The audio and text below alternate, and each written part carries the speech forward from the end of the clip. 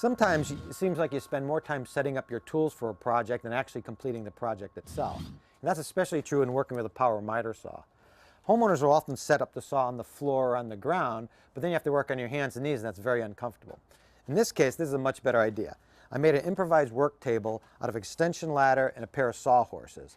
And then I cut a piece of 1/2-inch plywood to fit underneath the saw, just to support the saw itself.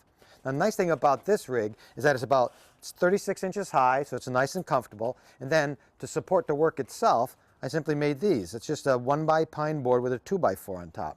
And this height is the exact same height as the saw table itself, so that when I slide the molding over, it holds up one end, so I don't have to hold it up at the saw itself. Now, in this case, I used a heavy-duty extension ladder, and you can see it provides plenty of support.